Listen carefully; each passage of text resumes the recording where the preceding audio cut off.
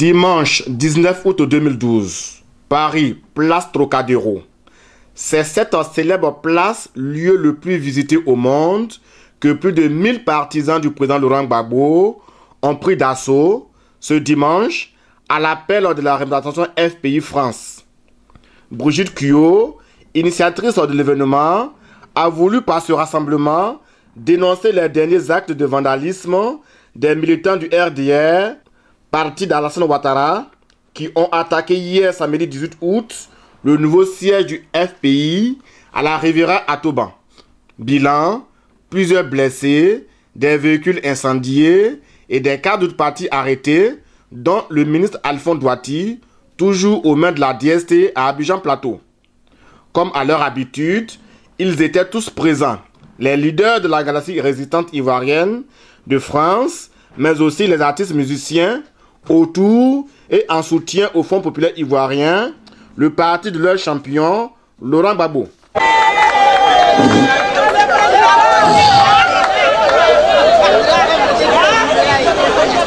Abendaki a vous dit deux mots et vous dites comment est-ce qu'il fait ce coup d'état.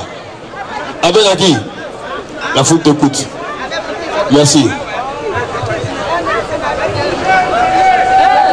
Je voudrais vous saluer.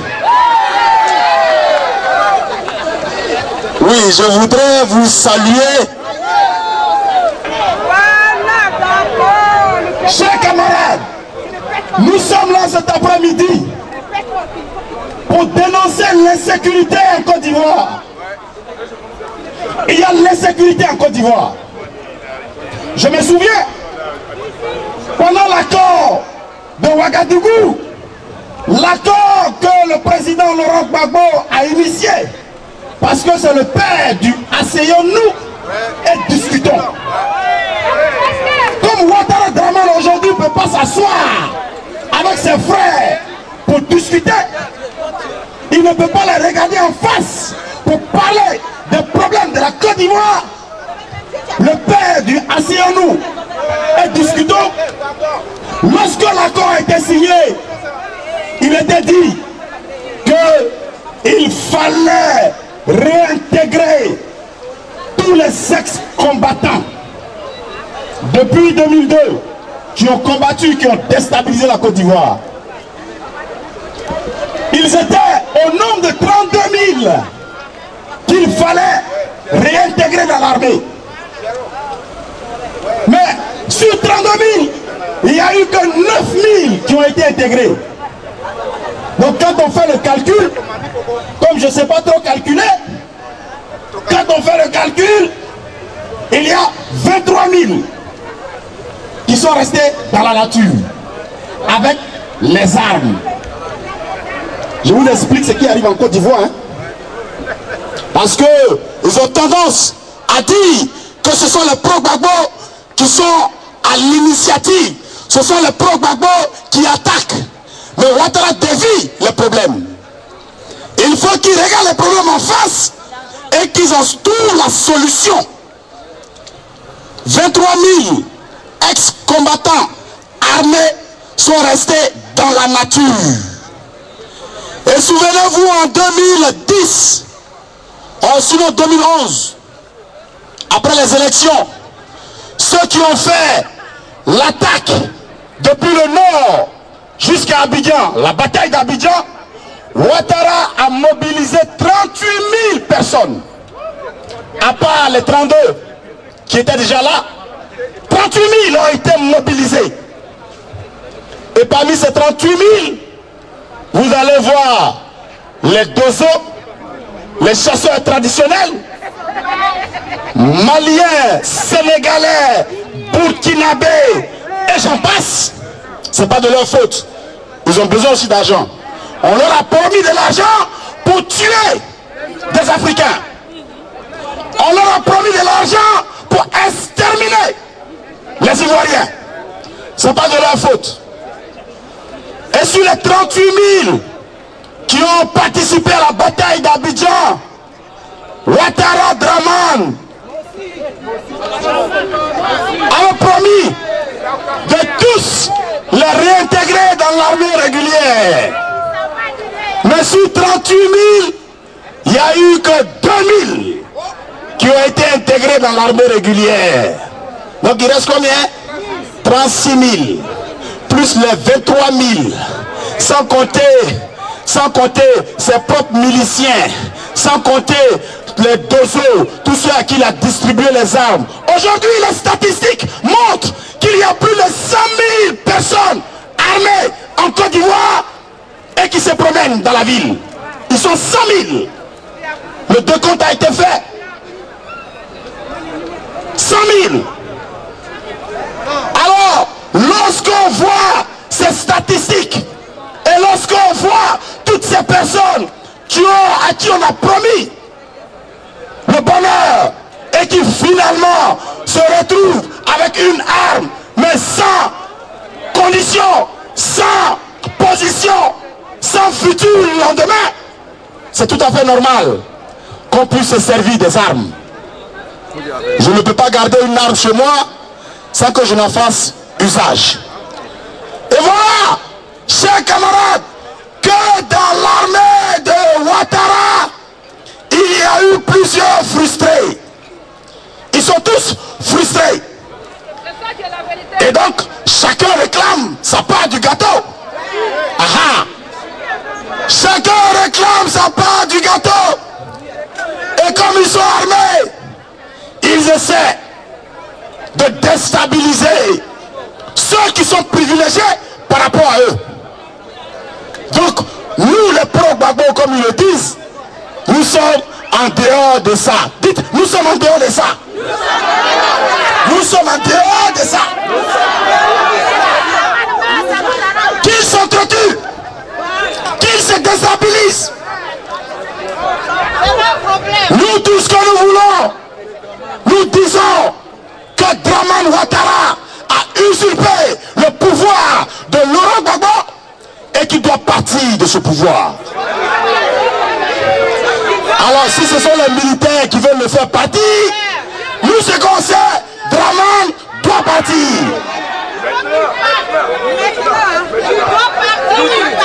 Voilà, chers camarades, le fond de l'affaire. C'est comme ça que ça se passe. Qui règne par les armes, périra par les armes, c'est pas nous. Nous on marche, on danse, nous on marche. Mais les militaires qui ont été frustrés, ils font leur travail. Et chacun fait son travail. Ouattara doit sécuriser la Côte d'Ivoire. S'il ne peut pas sécuriser la Côte d'Ivoire, il faut qu'il dégage. On va reprendre notre pays. Voilà mon message.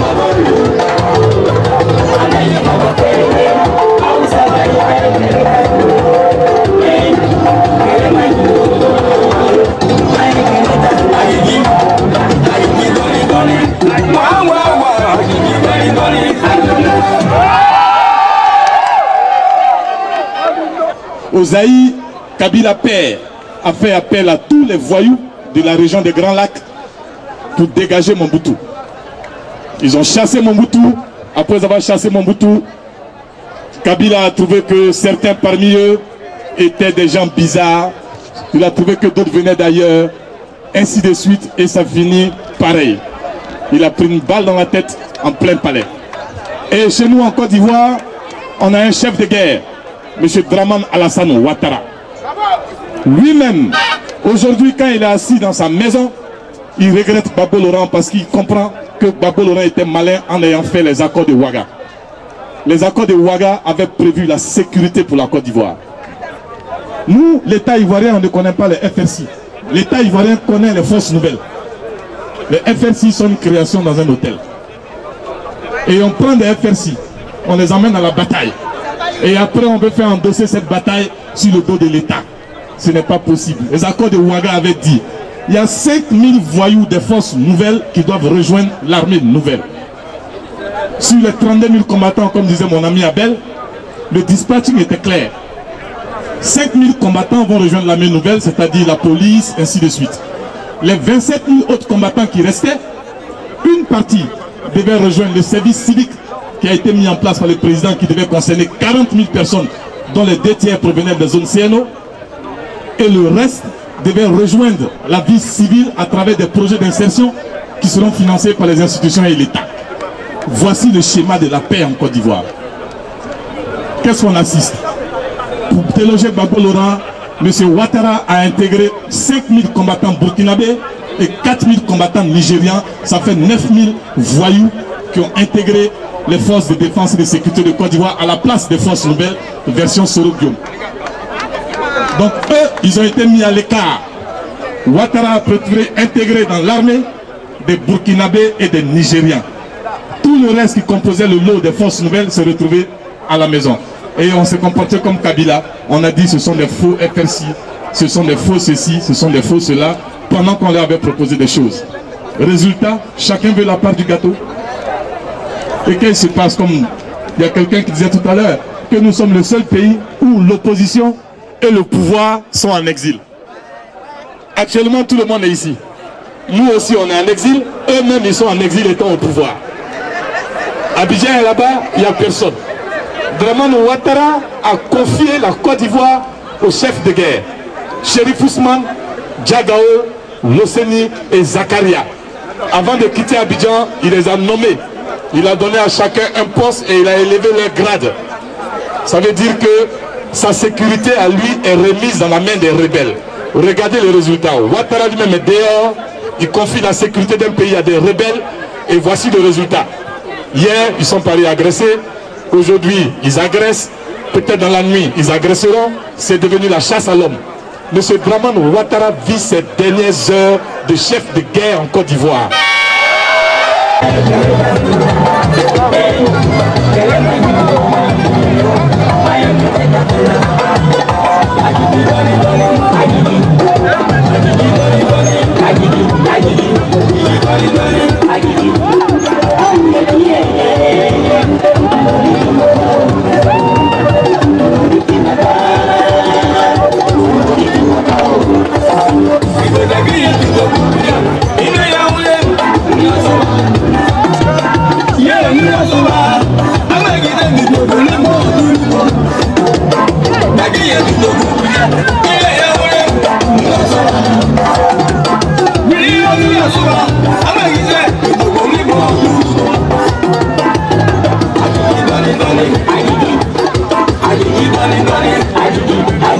Ici en France, est-ce qu'il y a des armées africaines pour veiller sur la sécurité des Africains ici? Et donc pourquoi il y aura des armées étrangères pour veiller sur la sécurité des ressortissants chez nous? Pourquoi? Parce que c'est eux qui ont voté la résolution qui a permis à la France de bombarder la résidence du président. C'est eux qui manipulent pour tuer, pour nous piller. L'ONU n'a jamais résolu aucun problème en Afrique. L'ONU n'a jamais résolu aucun problème en Afrique. L'ONU n'a jamais ramené de paix dans un pays d'Afrique. Du Congo, en passant par le Soudan, par la Somalie, jusqu'en Côte d'Ivoire. Dans cette organisation, moi je dirais organisation de mafieux.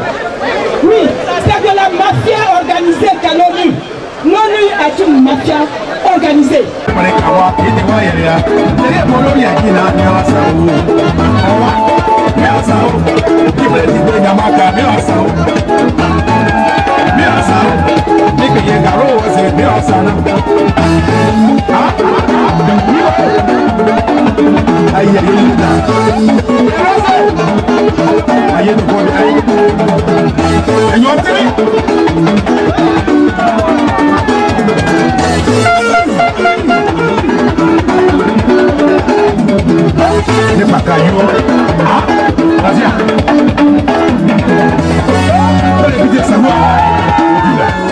Il a fallu un appel de Charles de Gaulle à tous les fils et filles de la France pour libérer la France de la main de l'Allemagne. Au jour d'aujourd'hui, ce qui est intéressant à noter, c'est que notre pays, la Côte d'Ivoire, est occupé par le Burkina Faso. Et par conséquent, tout Ivoirien, qu'il soit du Nord comme moi, Diaby Youssouf, de Samatigila, de père et de mère et même Ivoirien, multiséculaires, doivent se sentir dans cette affaire qui aujourd'hui est une affaire des Ivoiriens. Il est à noter aussi que la politique du président Laurent Gbagbo est une politique différentielle de celle parallélisme du président Spédo Alassane Ouattara. J'ai l'habitude de dire qu'il faut noter qu'à la tête de l'État de Côte d'Ivoire, lorsque le président Laurent Koudou-Gbago y était, et comme il y demeure encore d'une manière constitutionnelle,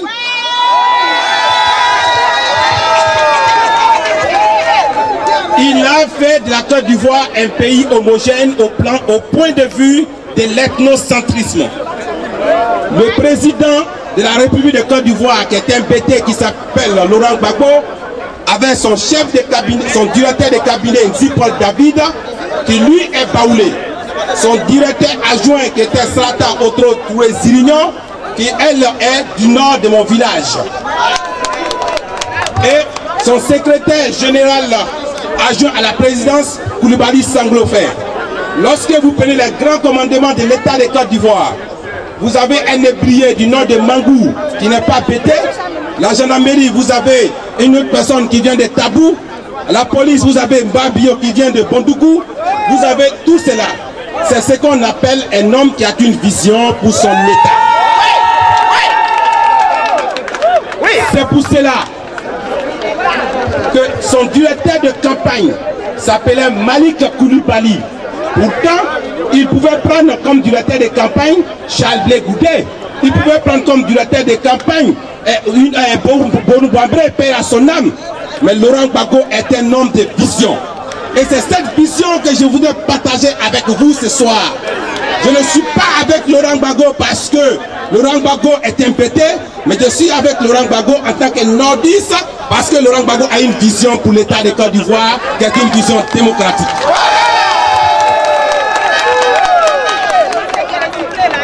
Lorsque vous prenez les 5 commandements actuels de l'État de Côte d'Ivoire, vous verrez sans faux fuyant que Ouattara a donné ces commandements à des nordistes qui ont le même nom parallèle à mon nom. Vous prenez le BB, c'est-à-dire le bataillon blindé, vous avez Sékou Koulibaly. Vous prenez la GATL, vous avez Adama Traoré. Vous avez le BSA, bataillon sol-air, vous avez Sékou Draman. Vous avez le BBSS, bataillon blindé sol-air, Touré Mamadou. Donc voilà ce que la Côte d'Ivoire de Alassane nous donne aujourd'hui. À partir de cet instant, lorsque vous prenez ces 5 commandements dans le temps du président Laurent Gbagbo, vous avez à la tête de tous ces commandements des personnes qui viennent du sud, de l'est, de l'ouest et de la Côte d'Ivoire. Voilà ce qu'on appelle un homme qui a une vision pour la Côte d'Ivoire. Alors, je le dis à mes parents du Nord, que les xénophobes de la Côte d'Ivoire, ce sont les nordistes. C'est nous les nordistes qui sont les xénophobes de la Côte d'Ivoire. Parce que vous ne trouverez jamais à Korogo un Bétédougou, vous ne trouverez jamais à Odjené.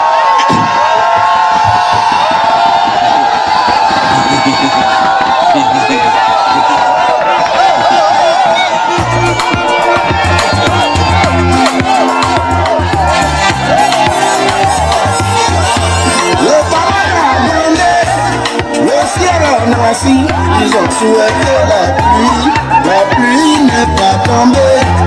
Mais nous, Ivoiriens, ça va, on n'a rien. On n'a rien, on a serré,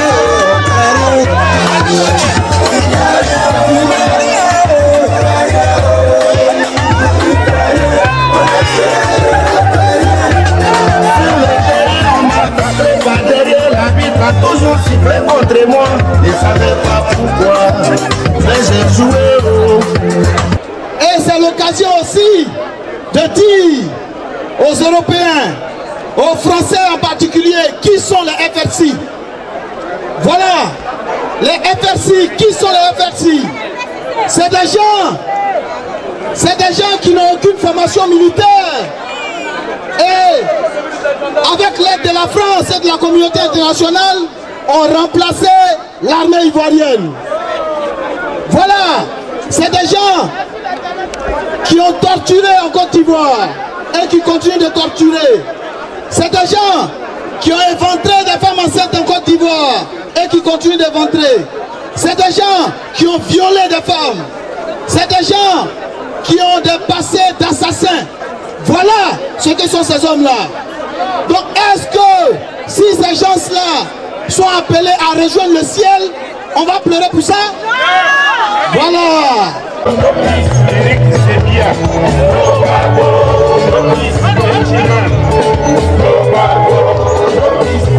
On n'est pas un dictateur, voyez Mathieu, ce n'est pas un criminel, Ephraim Koda, ce n'est pas un seigneur de guerre, ce n'est pas un sanguinaire, ce qui dit un homme de paix, c'est un homme de dialogue, c'est un homme de compromis, d'ailleurs, libéré par Hollande.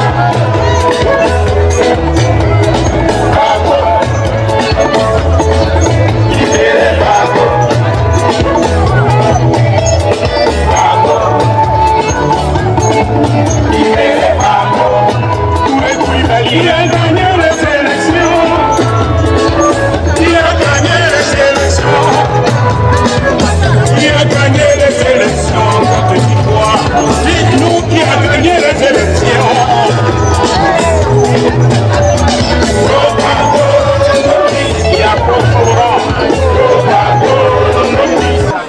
Je viens de l'Ouest. Il y a une chanson qui engendre bien ce qui se passe. Donc, je vais entonner et vous allez reprendre Agnio, Agni Kamale. À toi, allez, tolé, toi, c'est gars, oui, tu couilles, Léo. Agnio, Agni Kamale. Moi, babou, les allez, tolé, toi, c'est gars, oui, tu couilles, Léo. Agnio. Allez, c'est comme allez, toi, il sait comme allez, comme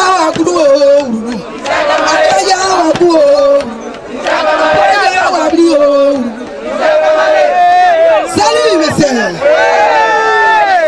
Alors, sans plus tarder, je m'avais salué tous les militants, tous les patriotes, mais plus particulièrement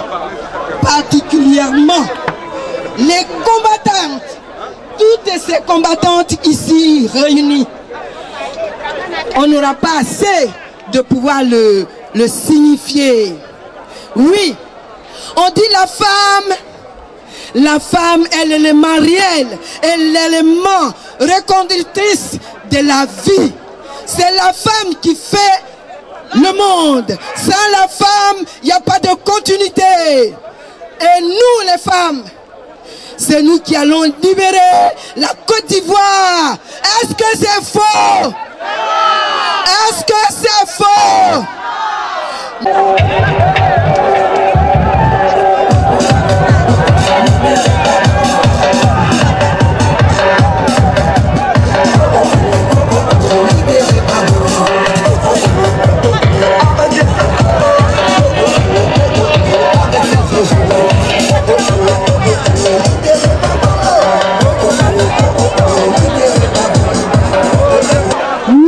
Le parti de Laurent Gbagbo, le FPI, a besoin de votre soutien moral. Et votre soutien, c'est la mobilisation. Votre soutien, c'est la mobilisation. Et le peuple ivoirien, tous ceux qui sont en Côte d'Ivoire, ils ont besoin de nous. Ce qu'ils attendent de nous, c'est notre détermination à aller jusqu'au bout. C'est notre mobilisation. Dramane Ouattara, il a mis le président Laurent Gbagbo en prison. Il a mis le président du Front Populaire, le président Afin Guessan en prison. Il a mis la première vice-présidente du FPI et Aboudraman Sangaré, Simone Gbagbo, ils sont en prison. Tous les ministres, les cadres du FPI sont en prison. La plupart, la grande majorité des cadres du parti de Laurent Gbagbo sont en exil quand ils ne sont pas massacrés ou quand ils ne sont pas en prison. Hier, des camarades de la JFPI devaient avoir une réunion à Abidjan. Et comme on n'a plus de siège à zone 4, ils ont cassé le CNRD, le siège du CNRD, on n'a plus le droit d'y aller. Donc le seul siège le seul siège qui nous restait, c'est la direction de campagne, le QG de la campagne du président Laurent Gbagbo. Ce qui fait qu'il y avait 10 personnes, une dizaine de jeunes de la JFPI au QG, au siège, au seul siège qui nous reste. C'est en ce moment que une voiture Baka est arrivée avec plus d'une vingtaine de jeunes loubards du RDR qui s'exprimaient en patois du Nord et qui sont venus dire où sont les militants du FPI, où est-ce qu'ils sont, on va les tuer, c'est fini, où sont les gens de Gbagbo, il faut qu'on les tue. Et ils ont continué, ils ont commencé à pourchasser les jeunes. Les jeunes ont fui, il y a eu des blessés, il y a un des jeunes qui a porté disparu. Ils ont tout cassé, ils ont pris l'imprimante, ils ont pris les ordinateurs et on n'a plus rien. Il n'y a plus rien. Ils ont tout pris. Ils ont tout pris. Est-ce que c'est ça la démocratie? Est-ce que c'est à ça que les Ivoiriens s'attendent? Ouattara Draman voulait diriger ce pays. Est-ce que c'est pour ça? C'est honteux. C'est honteux. Et comme si ça ne suffisait pas, le ministre Douati qui venait d'arriver, il était à la maison, ils sont allés le prendre pour l'emmener à la DST. Attends, c'est nous qui sommes persécutés, c'est les pro-Gbagbo qui sont persécutés et c'est encore à nous d'aller nous justifier à la DST. Est-ce que ça c'est normal? Est-ce que ça là c'est normal? Et c'est pour ça, les camarades qui sont là-bas m'ont dit de vous dire de tenir, qu'il compte sur nous. J'ai eu le président Miaka Oroto, j'ai eu le secrétaire général Akoun. Vraiment, ils sont démoralisés, hein? Mais comme ils savent que nous sommes là, vraiment grâce à nous, ils tiennent bon. Et ils nous demandent de continuer la lutte. Là où ils ne peuvent pas agir, là où ils ne peuvent pas marcher, là où ils ne peuvent même pas s'exprimer, ils comptent sur nous pour le faire. Est-ce que vous êtes d'accord pour continuer ce combat? Est-ce que vous êtes d'accord pour aller jusqu'au bout? Est-ce que vous êtes d'accord pour libérer Laurent Gbagbo, pour mener le combat, pour libérer la Côte d'Ivoire, pour chasser ces putschistes, ces génocidaires, ces assassins qui sont en train de piller le pays, qui sont en train de mettre la Côte d'Ivoire à genoux? Est-ce que vous êtes d'accord avec ça? Est-ce que vous êtes d'accord pour nous accompagner, pour accompagner le peuple ivoirien, pour accompagner le président Gbagbo pour qu'il sorte de prison, car c'est lui le vrai président de la Côte d'Ivoire. Et quand il était là, on n'avait pas tout ça. Et c'est pour ça que je suis venu vous dire, au nom des camarades qui sont en train d'être pourchassés, qui ont peur, qui ne peuvent même plus sortir, en leur nom, je vous demande de continuer le combat qui va libérer la Côte d'Ivoire, car la Côte d'Ivoire sera effectivement libérée et la liberté, elle est vraiment proche. Je vous remercie. Laisse-moi une portion de vie, j'y habiterai sans lui. Laisse-moi mon Afrique et Dieu peut garder tout mon fric. Laisse exprimer ma plume, je t'écrirai l'histoire de l'Afrique. Tu connaîtras mes origines, je veux être libre. Communauté internationale, cette machine infernale qui me prend pour le moral. Communauté internationale, cette machine infernale qui me prend pour le moral. Je voudrais dire, c'est que il n'y a pas longtemps, il y a 2 jours, j'ai lu la une d'un journal qu'on appelle, que je ne citerai pas, qui disait, président, il faut revenir au pays. L'insécurité, ça ne va pas. La réconciliation, ça ne va pas. Et la vie tout court, rien ne va plus. Quand le pays ne va pas, un président ne sillonne pas le monde, ne prend pas de vacances d'été. Président, il faut retourner au pays. Car la sécurité fait partie des missions régaliennes de l'État. Quand un président de la République ne peut pas assurer la sécurité de ses citoyens, de ses concitoyens, pendant qu'on tue les gens à Diokwe, pendant qu'on tue les gens à Bigyan, à Dabou, si un président ne peut pas assurer la sécurité de ses concitoyens, la seule chose qui reste, il faut le dire ouvertement, officiellement à partir d'aujourd'hui, il doit partir du pouvoir. Alassane doit désormais céder le pouvoir, il doit quitter le pouvoir. À partir d'aujourd'hui, j'invite tous les leaders qui prendront la parole de demander publiquement le départ d'Alassane Ouattara du pouvoir de Côte d'Ivoire. C'est clair. Là où le pouvoir Ouattara tente désespérément de convaincre les partisans du président Laurent Gbagbo, dans son cadre dit républicain, et face à la théorie de l'orphelin, qui ayant perdu tous ses parents, est forcé d'observer le cours de la vie dans un mutisme républicain, en attendant qu'un jour, qu'il fasse jour, et au FPI, cela voudrait être une réalité. Alassane Ouattara et ses affidés le savent, il faut provoquer, parfois prêcher le faux, pour avoir le vrai. Mais pour comme les temps.